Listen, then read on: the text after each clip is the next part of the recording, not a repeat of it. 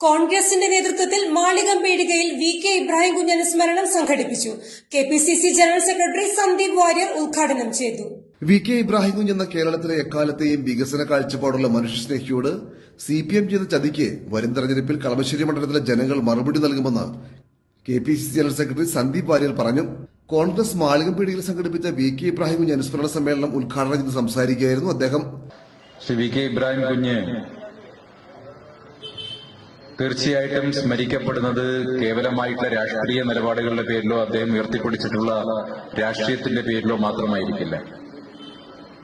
മറിച്ച് ഇന്ന് കാണുന്ന കൊച്ചിയെ, ഇന്ന് കാണുന്ന എറണാകുളത്തെ ആകാശത്ത് നിന്ന് വീക്ഷിക്കുന്ന ഏതൊരാൾക്കും വി.കെ. ഇബ്രാഹിം കുഞ്ഞ് എന്ന അനിതര സാധാരണക്കാരനായ രാഷ്ട്രീയ നേതാവിന്റെ ഭരണ വൈദഗ്ധ്യം കൊണ്ട് എറണാകുളത്തിന് സാധ്യമായിട്ടുള്ള വികസന പ്രവർത്തനങ്ങൾ അത് ആകാശത്ത് നിന്ന് തന്നെ കാണാൻ സാധിക്കും. കൊച്ചി മെട്രോയുടെ പ്രാരംഭ പ്രവർത്തനം ഉൾപ്പെടെയുള്ള കാര്യങ്ങൾ എണ്ണി ചൂണ്ടിക്കാണിക്കാൻ കഴിയുന്ന ഒട്ടേറെ വികസന പ്രവർത്തനങ്ങൾ, ആ വികസന പ്രവർത്തനങ്ങളാണ്, ആ വികസന പദ്ധതികളാണ് ശ്രീ വി.കെ. ഇബ്രാഹിം കുഞ്ഞിന്റെ, അന്തരിച്ച വി.കെ. ഇബ്രാഹിം കുഞ്ഞിന്റെ സ്മാരക ഫലകങ്ങളായിട്ട് ഈ കൊച്ചിയിൽ ഉയർന്നു നിൽക്കുന്നത്. അതുകൊണ്ട് തന്നെ ഇബ്രാഹിം കുഞ്ഞിനെ സ്മരിക്കാൻ ഏതെങ്കിലും തരത്തിലൊരു പുതിയ സ്മാരക മന്ദിരത്തിന്റെയോ സ്മാരകശിലയുടെയോ ആവശ്യമുണ്ട് എറണാകുളത്തിന് എന്ന് എനിക്ക് തോന്നുന്നില്ല. അദ്ദേഹം ഉയർത്തിയിട്ടുള്ള, അദ്ദേഹം നിർമ്മിച്ചിട്ടുള്ള, അദ്ദേഹത്തിന്റെ കാർമ്മികത്വത്തിൽ ഈ ജില്ലയിലുടനീളം ഉയർന്നു നിന്നിട്ടുള്ള, നേരത്തെ ഇവിടെ സൂചിപ്പിച്ചതുപോലെ 14 പാലങ്ങളുടെ നിർമ്മാണത്തെക്കുറിച്ച് സൂചിപ്പിച്ചു. ഒരുപക്ഷെ ഏറെ പിന്നോക്കം കടന്നിരുന്നൊരു ഭൂപ്രദേശത്തെ വികസനത്തിന്റെ പുതിയ പാന്താവിലേക്ക് എത്തിക്കാൻ അദ്ദേഹത്തിന്റെ ക്രിയാത്മകമായിട്ടുള്ള പ്രവർത്തനശേഷി കൊണ്ട് സാധിച്ചിട്ടുണ്ട് എന്നുള്ളത് വസ്തുതയാണ്.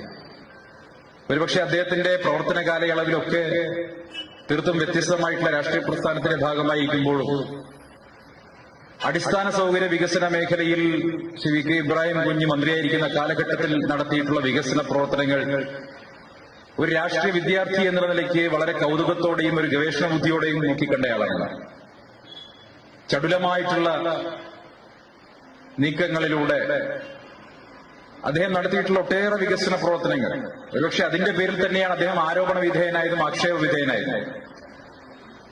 അപ്പോൾ ഇന്നത്തെ കാലത്താണെങ്കിലും ഞാൻ ഓർത്തു പോവുകയാണ്, ഈ ദേശീയപാത മലപ്പുറത്ത് വലിയ തോതിൽ തകർന്നു വീഴുന്ന സാഹചര്യം ഉണ്ടായി. മലപ്പുറത്ത് മാത്രമല്ല, പല ജില്ലകളിലും ദേശീയപാതയുടെ തകർച്ചയുണ്ടായി.